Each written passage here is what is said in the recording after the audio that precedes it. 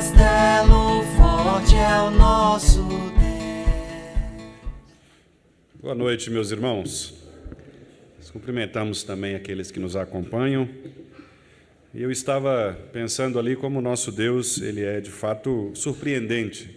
Não que nós não saibamos, mas é interessante porque, obviamente, apesar de todo o planejamento, pastoral das pregações temáticas, há coisas que nós não planejamos. Por exemplo, esta pergunta que nós acabamos de ler tem tudo a ver com o tema que nós vamos tratar, que é o tema exatamente da resistência às tentações.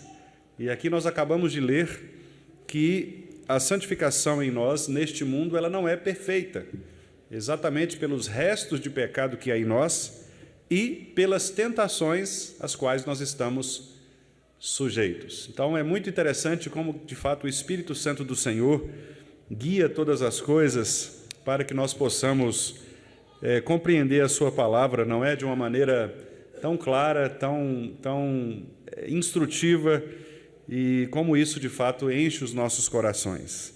Por isso, eu quero convidar os irmãos para abrirmos, então, em Mateus.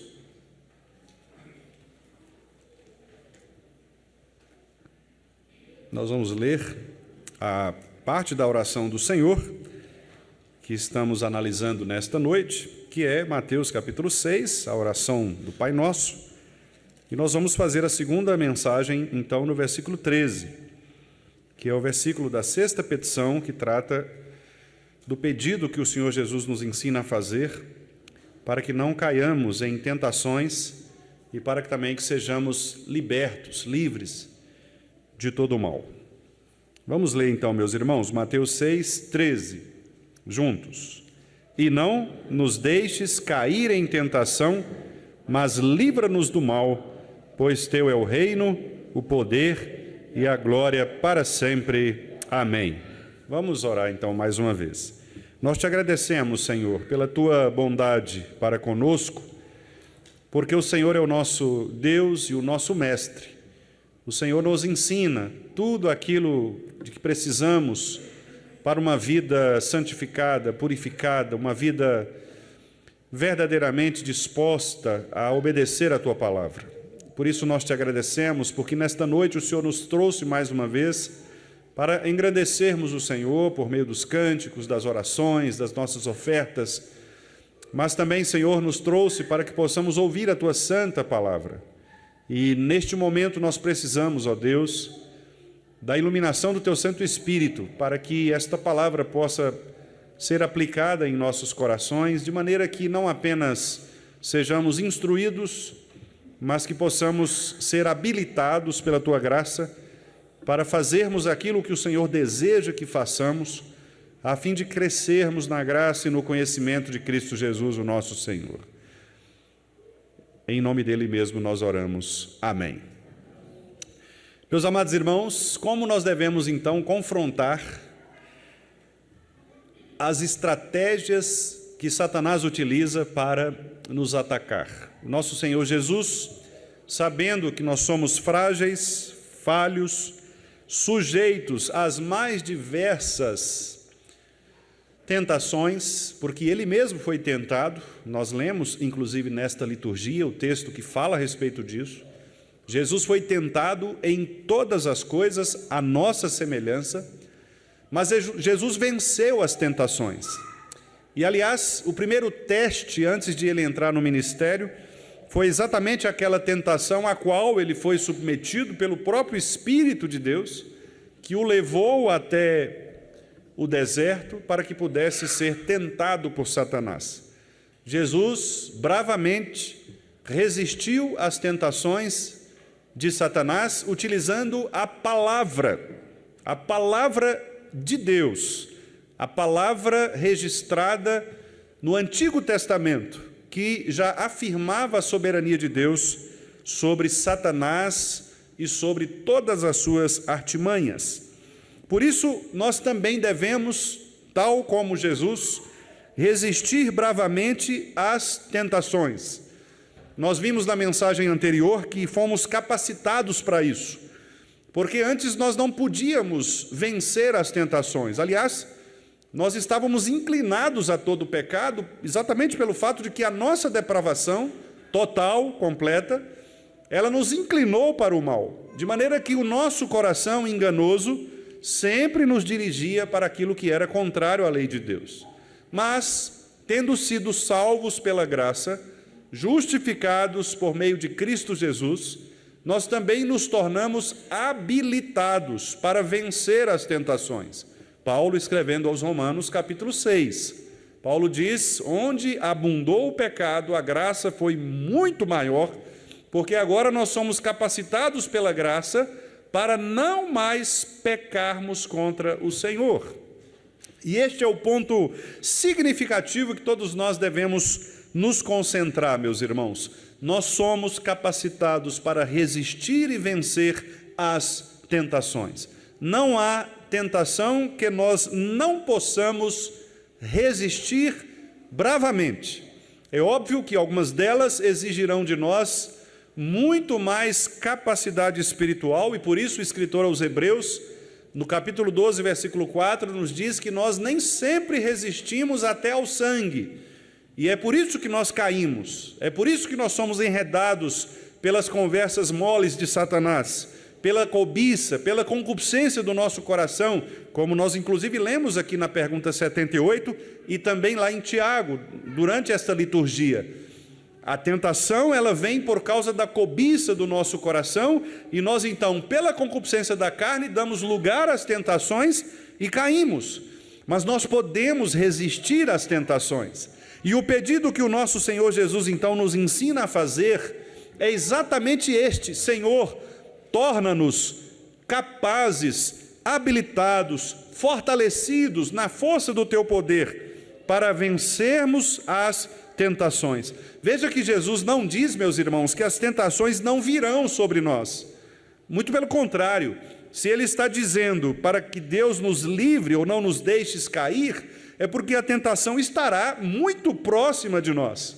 Nós não somos libertos das tentações, mas nós somos salvos ou protegidos de cairmos nas tentações. Elas estarão presentes todos os momentos de nossa vida, mas nós recebemos a habilitação do Espírito de Cristo para resistirmos bravamente às tentações que vierem contra nós, para suportarmos a pressão do mal contra nós. Esta é a razão pela qual o nosso Senhor então nos ensina a orar desta maneira: Senhor, não nos deixes cair em tentação, mas, ao contrário, livra-nos do mal, proteja-nos do mal.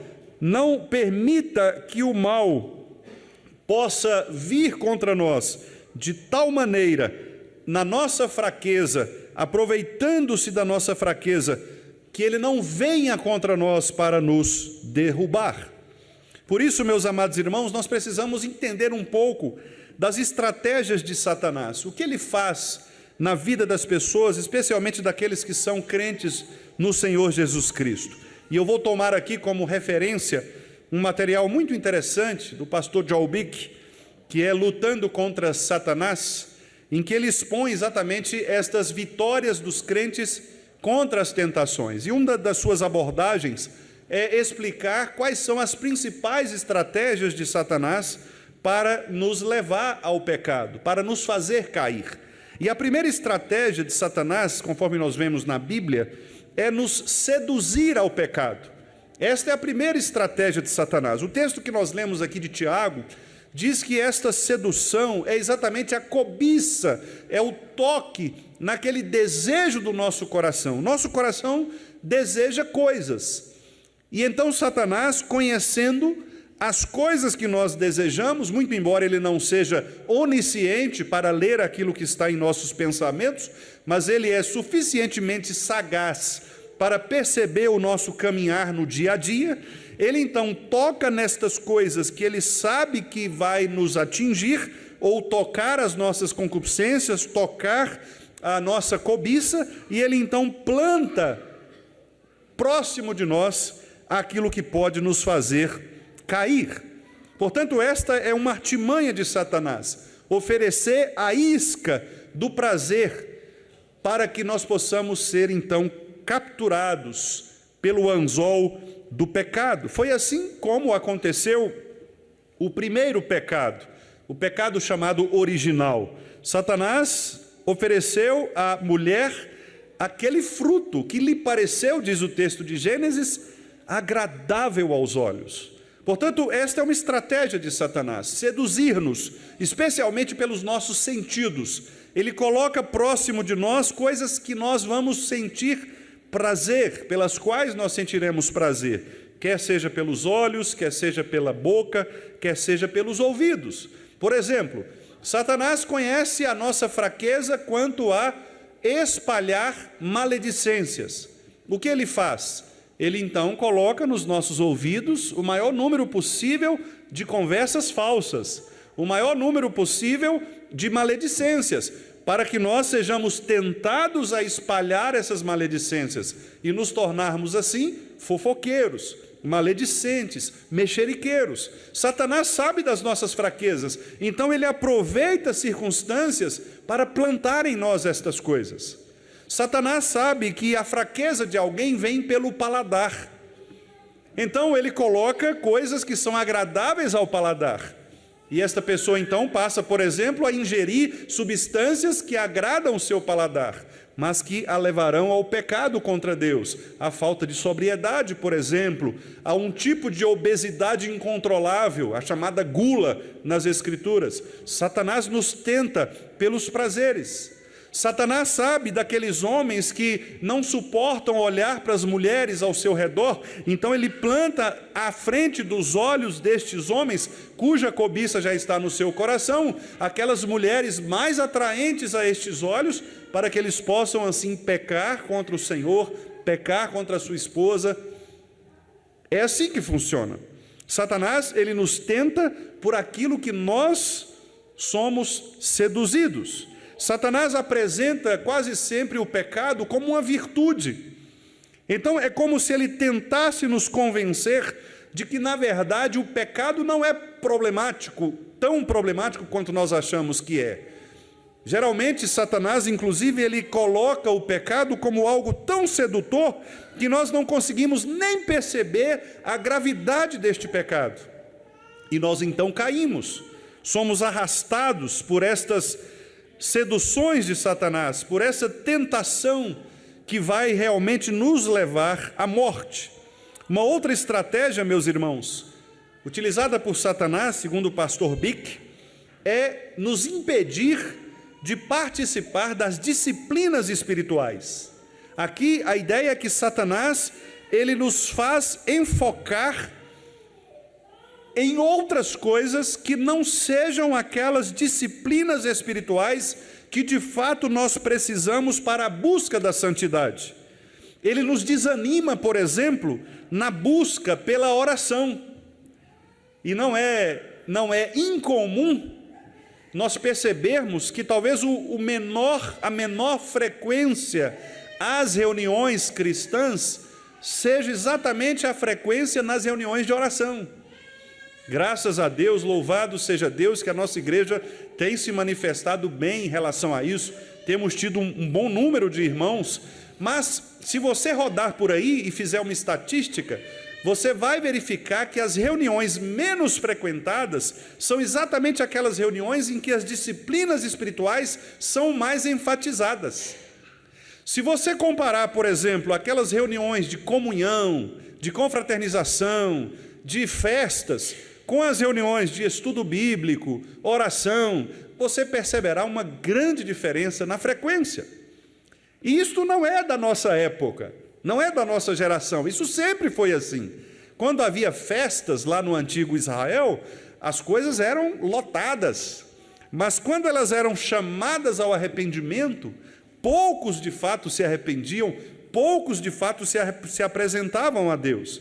Então, Satanás também, ele nos impede, ele ofusca os nossos olhos, ele planta em nós ideias equivocadas quanto à participação nessas reuniões, e eu digo mais, Satanás, ele nos tenta a ponto de nos tirar destes lugares, colocando em nossos corações outras coisas, e até mesmo na nossa rotina diária, outros trabalhos, outros afazeres, para diminuir cada vez mais a nossa percepção da necessidade destes momentos de disciplinas espirituais. Você faz aquele plano de ler a Bíblia todos os dias e de repente você começa a se esquecer disso e Satanás coloca outras coisas no lugar.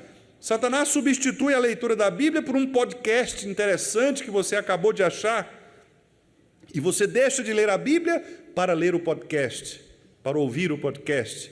Você faz o compromisso de orar ao Senhor, mas aí Satanás coloca um livro interessante para tirar você do momento da oração. Você se compromete a vir à igreja, a ser mais frequente. Satanás amplia o seu horário de trabalho para você não poder participar. E assim vai. Aumenta o seu cansaço. Coloca na sua cabeça outras ideias, outros compromissos, uma irrealidade. E nós vamos sendo arrastados por estas coisas, para que sejamos afastados da comunhão dos santos. Satanás coloca na nossa mente boatos, fake news, dizendo, olha, na igreja nós não podemos muito contar uns com os outros, porque se você falar, as pessoas vão fofocar, vão espalhar. Irmãos, nós somos irmãos em Cristo. Se há fofoca entre nós, nós temos que combater a fofoca, não é combater a comunhão. Nós temos que combater o pecado, não aquilo que nós devemos fazer. Mas Satanás começa a plantar estas coisas. E a gente vai o quê? Se afastando. Satanás começa a substituir as coisas santas por outras coisas agradáveis, boas, sedutoras, mas que não têm o mesmo poder edificador. Por exemplo, as pessoas começam a confundir reuniões de confraternização com a comunhão cristã. É bom ter confraternização? Claro que é. Mas isso não substitui a comunhão dos santos, a presença no dia do Senhor, a participação da ceia, a igreja reunida em oração, a igreja reunida em torno da palavra. Ou seja, Satanás vai nos confundindo quanto às disciplinas espirituais, para colocar em nós uma ideia falsificada de que nós estamos praticando um cristianismo, mas na verdade nós estamos cada vez mais distantes do Senhor. Aqui o pastor Joe Bick cita Martinho Lutero, e ele escreve da seguinte maneira: Martinho Lutero disse que queria que o diabo ouvisse que ele estava tão sério quanto a manter a comunhão com Deus, que praticava as suas disciplinas espirituais em voz alta. Disse ele que a oração vocal, quer dizer, a oração em voz alta, manda embora para longe o diabo, pois o diabo não suporta a leitura da palavra de Deus. Lutero tinha esta prática, não é? De falar a palavra de Deus em voz alta, de orar em voz alta, para que Satanás pudesse saber que ele estava orando. Porque isso também pode ser uma tentação. Talvez você possa fechar os olhos para orar, e Satanás coloca no seu ouvido uma preocupação que você tem com o dia de amanhã. E você está dizendo assim: ó Deus, abençoe a minha família. Amanhã eu tenho que pagar uma conta de luz, e aí como é que eu vou fazer? Eu vou ter que... Senhor, dá aquela sacudida na cabeça, né? Deixa eu voltar aqui, concentrar. Senhor, muito obrigado pelo dia de hoje, Pai Santo. Pois é, e a viagem, né? Como é que eu vou fazer? Tem que ligar para o Renato, porque a gente tem que combinar. Não é assim? Satanás faz essas coisas, ele nos tira. E nós precisamos, de fato, ter em mente que estas são estratégias utilizadas por ele, para nos afastar das coisas santas. A terceira estratégia que o pastor Bick menciona é que Satanás mente, e esta é a função principal dele. Ele é mentiroso, diz a Bíblia. Ele mente a respeito de Deus e da verdade de Deus. Como assim? Ora, o pecado original foi exatamente desta maneira. Deus tinha dito ao casal a respeito da consequência do fruto, mas a serpente disse assim: olha, não é bem assim, na verdade é dessa forma. O que é que isto demonstra? Que Satanás ele pega aquela verdade de Deus, manipula a verdade de Deus para parecer verdade quando ele quer nos enganar. Então ele mente a respeito de Deus. E meus irmãos, mentir a respeito de Deus, Infelizmente é algo comum, não só na nossa geração, na nossa época, mas também no antigo Israel. Os falsos profetas mentiam a respeito de Deus. Ou seja, eles pegavam e diziam, assim diz o Senhor, mas aquilo que eles diziam não era a palavra do Senhor. Tanto é verdade que os profetas verdadeiros foram então aqueles que Deus levantou para desmentir a mentira dos falsos profetas. Os presbíteros da igreja, já no Novo Testamento, foram colocados pelos apóstolos para impedirem a mentira, a heresia, a falsa doutrina, os falsos mestres. Por quê?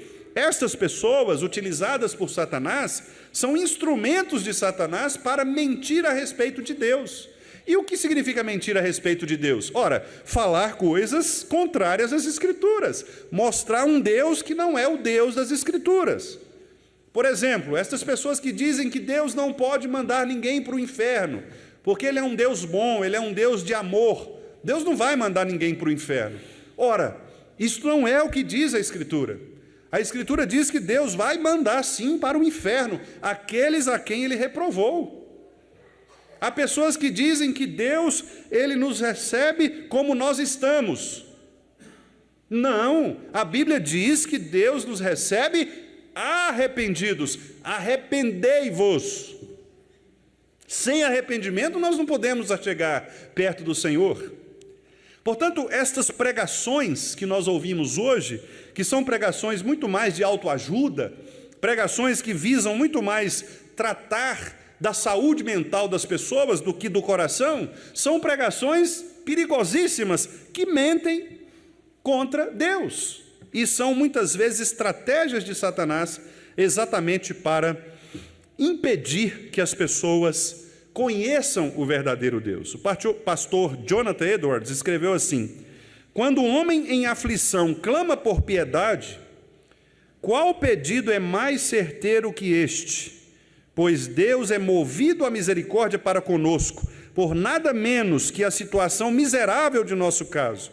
Ele não tem pena de pecadores por serem eles dignos, mas porque eles precisam de sua piedade. Ou seja, isto demonstra que Satanás, o que ele faz com as pessoas? Ele planta no coração das pessoas a ideia de que as pessoas são boas. E nós começamos a ver as pessoas ao nosso redor como pessoas boas. E nós começamos a inverter dizendo, não, injusto é Deus. Como é que Deus pode mandar essas pessoas para o inferno? Mas a Bíblia está dizendo que estas pessoas são inimigas de Deus, são pecadoras, e elas vão sim para o inferno pelas suas próprias ações e pela sua própria desobediência. E se nós não pregarmos o Evangelho, e se elas não se arrependerem, elas irão para o inferno. Esta é a mensagem das Escrituras, meus irmãos. Mas não é uma mensagem muito comum que nós ouvimos nos dias de hoje. A mensagem mais comum que nós ouvimos no dia de hoje é que Deus é amor. As pregações que nós ouvimos hoje nos púlpitos da maioria das igrejas são pregações que trazem muito mais uma autoajuda, como as pessoas devem vencer as situações do dia a dia. Há igrejas que transformam seus estudos bíblicos em estudos empresariais. Eu tenho dito, meus amados irmãos, e repito, estas outras informações nós ouviremos fora da igreja, mas nós não ouviremos a palavra pregada do Evangelho noutro lugar, senão na igreja. Então este é um lugar em que a palavra deve ser pregada verdadeiramente, e nós devemos, com todo cuidado, impedir que Satanás nos faça mentir a respeito de Deus e da sua verdade. Os irmãos devem estar atentos quanto ao pastor, para saber se o pastor de fato está pregando a palavra de Deus, porque se em algum momento eu lhes trouxer algo que não seja a palavra de Deus, eu estou mentindo a respeito de Deus, e talvez eu esteja sendo seduzido por Satanás. E infelizmente muitos dos meus irmãos têm sido seduzidos por Satanás para verem a igreja crescer, usando métodos pragmáticos, métodos de crescimento, métodos falsos, métodos antibíblicos, para verem a igreja crescer. E a igreja cresce mesmo, meus irmãos. A igreja cresce. Se nós começarmos a utilizar algumas técnicas do marketing, técnicas empresariais, técnicas de uma pregação que envolve um diálogo com as pessoas, a igreja vai crescer. Não tenham dúvidas disso. A igreja vai crescer. Há métodos para isso. E as igrejas que utilizam crescem. Mas a grande questão é, este crescimento provém de Deus? Este crescimento é genuíno? Este crescimento é santo? Se ele for, louvado seja Deus por isso. Mas o que nós precisamos nos preocupar é, nós não podemos negociar os princípios da palavra de Deus, porque Satanás muitas vezes sopra nos nossos ouvidos mentiras a respeito de Deus e de sua palavra, e nós muitas vezes, enredados por essas mentiras, pelas consequências destas pregações e desses ensinos falsos, nós estamos cada vez mais nos afastando dele, e é isso que Satanás quer, que nós nos afastemos de Deus, que nós sejamos cada vez mais levados para fora, para longe de Deus, pensando, diz o provérbio, às vezes alguns na impressão de bem-estar, eles se tornam loucos, porque muitas vezes você acha que está tudo bem, e você olha para algumas dessas igrejas, você vê, está tudo bem, as pessoas felizes, as pessoas dançando, as pessoas cantando, a igreja lotada, mas a impressão de bem-estar, diz o provérbio, pode nos levar à loucura. Não é sempre que nós devemos achar que estamos bem. Os puritanos eram mestres nisso. Eles diziam, olha, quando você pensar que está tudo bem, cuidado, porque é aí que Satanás aproveita desta falsa impressão e ele te arrasta para o mal. Se o pastor achar que ele é suficiente, que ele sabe tudo, que ele não cai, porque ele... Meus irmãos, é nessa hora que o diabo puxa o tapete mesmo. Se alguém não puxar, o diabo se encarrega de puxar. Aquele que pensa estar em pé, veja que não caia. O diabo, ele é mestre em fazer isso, em mentir a respeito de Deus, plantar falsas doutrinas para que a gente possa cair. E a quarta e última estratégia de Satanás, que o pastor Bick coloca, que é uma consequência dessas anteriores, né? Que aliás foi mencionada aqui na pergunta 78 que nós lemos, é que Satanás se opõe à nossa santificação. Então, ele atrapalha o nosso exercício das disciplinas espirituais, ele nos tira das disciplinas espirituais, então ele coloca em você outros interesses que não sejam a oração, a palavra de Deus, a frequência à igreja, a comunhão, etc., e ele impede você, ou se opõe à santificação. Ou seja, ele abafa no seu coração a necessidade de você obedecer a Cristo. E uma das formas, por exemplo, de Satanás fazer isso é opor doutrina e prática. Eu tenho certeza que os irmãos já ouviram pessoas dizendo assim, não, isso aí é doutrina. Isso aí é coisa... eu estou pensando na vida prática, no dia a dia. Essa coisa de doutrina, de aprender doutrina, isso não é? Por quê? Porque esta é uma forma de Satanás retirar o fundamento. E aí nós temos que concordar com Davi no Salmo 11, versículo 3, que Davi diz assim, se foram tirados os fundamentos, que poderá fazer o justo? Ora, se você tira a base, se você tira os marcos, se você tira o alicerce, o que vai sobrar? Nós vamos construir uma igreja sobre areia, sobre uma prática falsa. Veja, a minha vida cristã prática, ela precisa estar fundamentada na doutrina. Porque senão, meus irmãos, eu estarei sobre areia, e a minha casa vai ruir. Por outro lado, a minha doutrina não pode ser uma doutrina sem prática, porque senão eu serei um edifício tombado, sem qualquer tipo de uso, inútil. Portanto, Satanás coloca esta divisão, fazendo-nos opor à santificação, como se nós não precisássemos nos esforçar todos os dias. E nós que somos calvinistas reformados, somos ainda mais tentados em relação a isso, porque talvez haja uma ideia na nossa mente de que, bom, se somos eleitos, então não importa a maneira como vivamos, nós somos eleitos mesmo, vamos para o céu. Não é assim que a Escritura ensina. A Escritura diz muito pelo contrário, ela diz que se você é um eleito, você vive cada dia mais se esforçando para provar a sua vocação. Se eu compreendo que eu sou um filho de Deus, que eu fui resgatado da morte, do inferno, que eu estava condenado e agora eu fui atraído pelo amor de Cristo, eu então vivo uma vida dinamicamente santa, que é o que Paulo diz em Romanos capítulo 12, quando ele diz que a renovação da nossa mente, a mente renovada, por meio de um culto que é um culto coerente, um culto que visa combinar a boa doutrina com a prática, é isto que nos faz progredir no Evangelho, é isto que nos faz ver a boa, agradável e perfeita vontade do Senhor, é isto que nos coloca de fato diante de Cristo como adoradores. Então, meus amados irmãos, a ideia de que nós somos salvos e salvos para sempre, não perderemos a salvação, ela não faz sentido se nós todos os dias não desenvolvermos a nossa salvação com temor e tremor.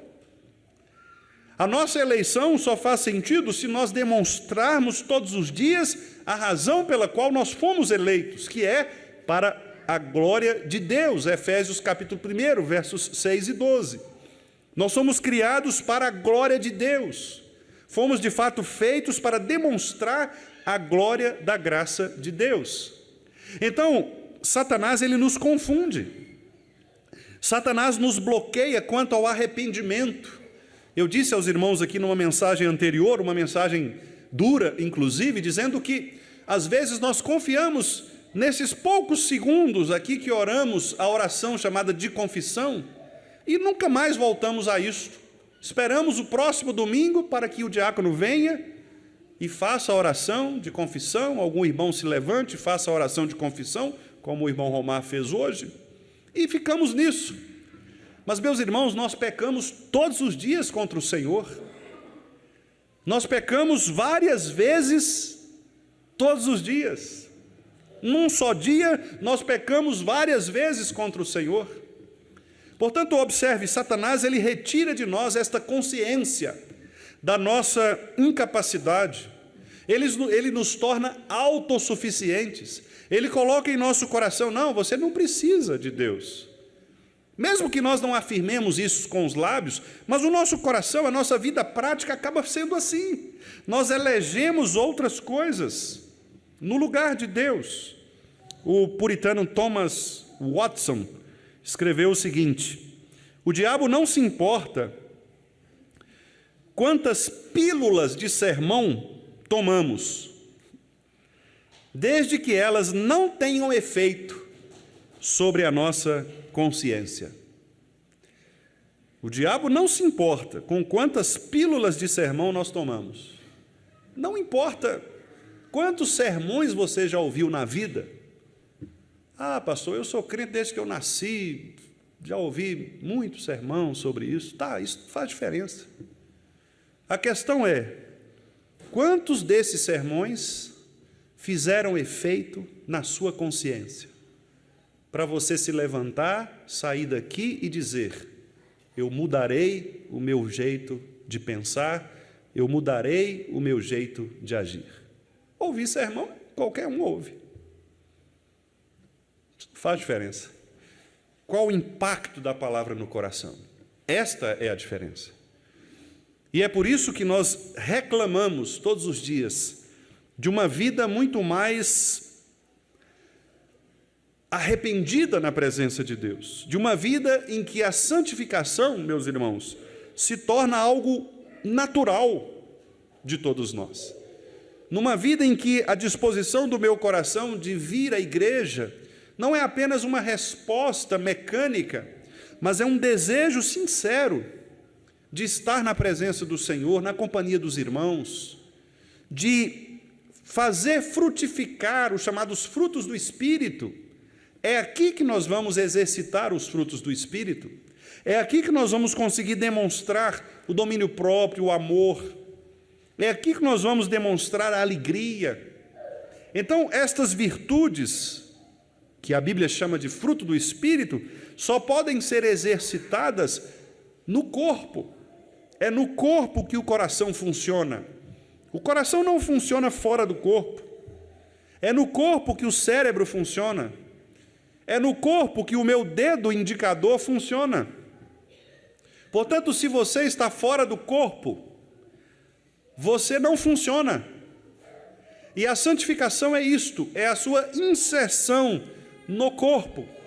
E se porventura você está lesionado, você está com uma luxação espiritual, é o corpo que vai fazer com que esta luxação seja minimizada. Porque senão você será amputado, e se você for amputado, você morre. O membro amputado morre. Mas o membro que está ligado ao corpo, ele é restaurado. O corpo faz restaurar. O corpo reage às infecções. O corpo reage ao pecado, portanto, meus irmãos. Então isso é santificar-se. E o diabo quer fazer-nos afastar uns dos outros. O diabo quer nos dar a ilusão de que as confraternizações são comunhão, e não são. A comunhão dos santos é muito mais do que confraternização. É muito mais do que comer pizza junto. É muito mais do que um cafezinho pós-culto. A comunhão dos santos é a compreensão de que eu sou um com o outro, como nós acabamos de cantar neste belíssimo cântico aqui. O mundo nos faz esquecer, o mundo se esqueceu de que nós somos um, como o corpo de Cristo. Mas eu acho que o cântico poderia até dizer mais. Não apenas o mundo, mas a própria igreja de Cristo, por vezes, se esquece de que nós somos um.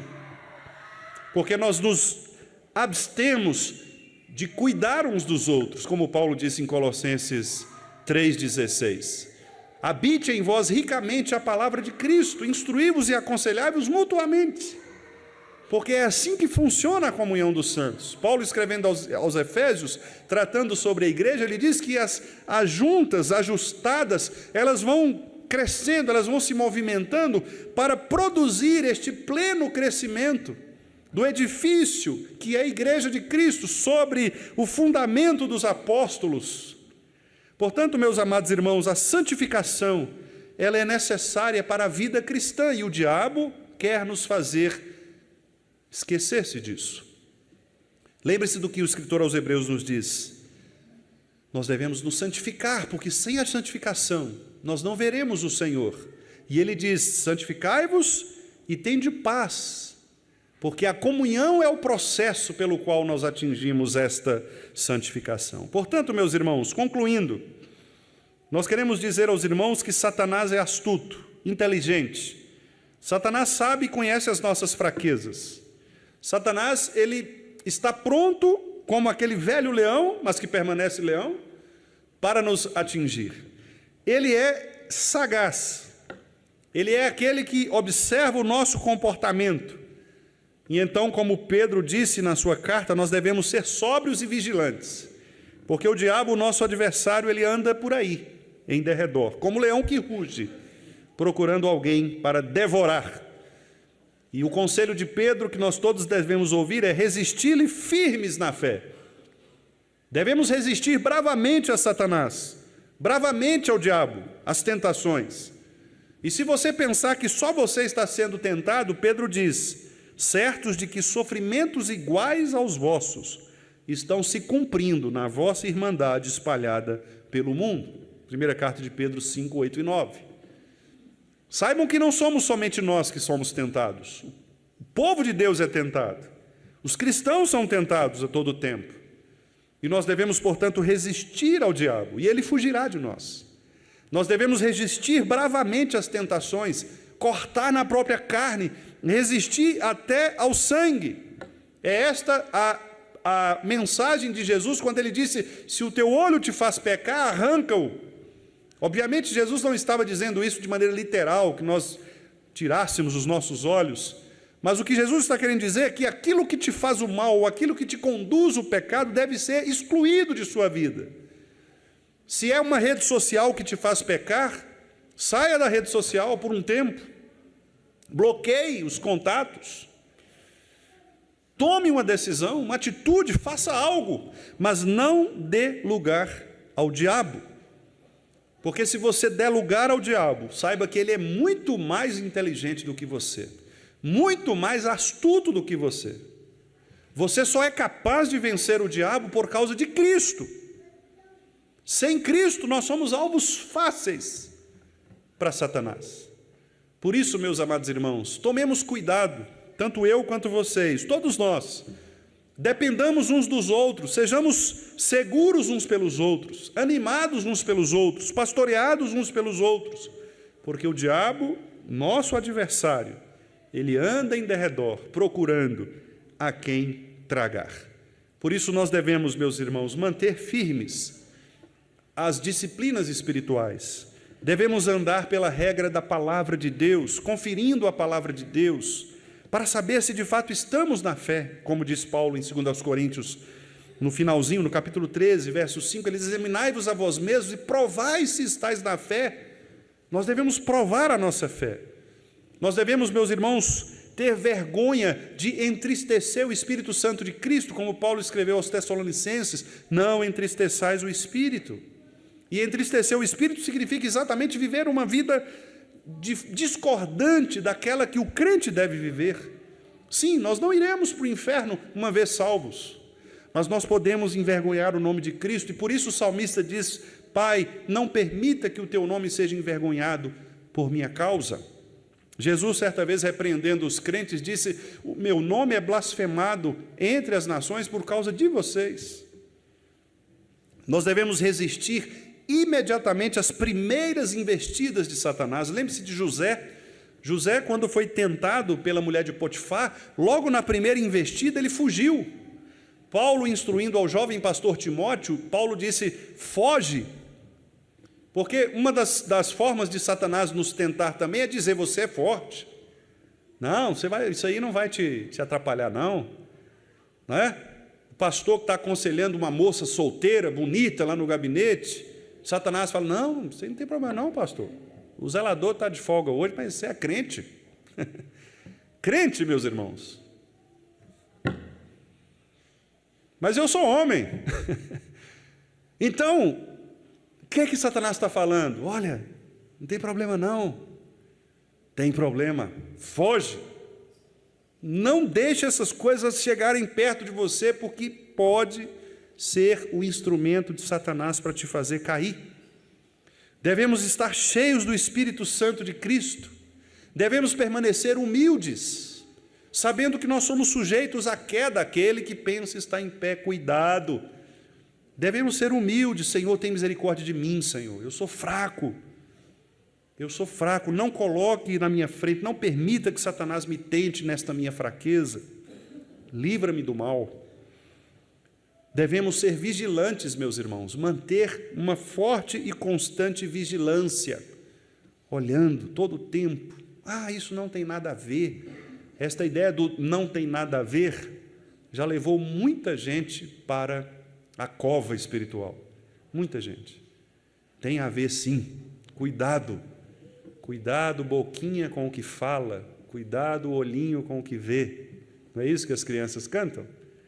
Nós deveríamos fazer deste cântico um cântico dos adultos também. Porque nós temos de ter cuidado com a nossa boquinha, com a nossa olhinho, com o nosso ouvidinho, com o que a gente ouve, né?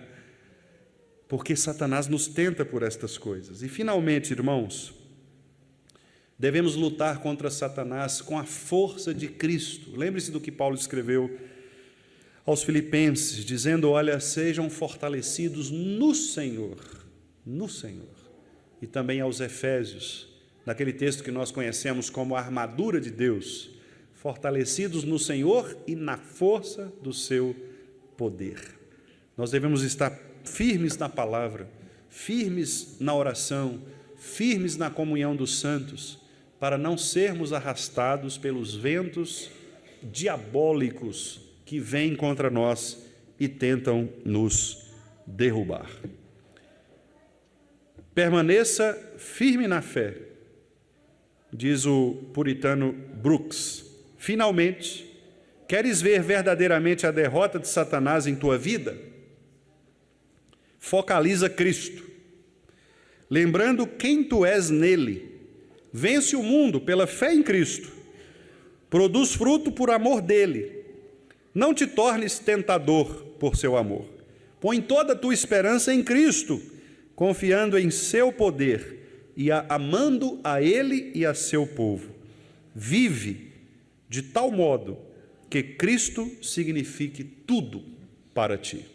Que Deus nos abençoe, que não nos deixes cair em tentação e que nos livres do mal. Amém.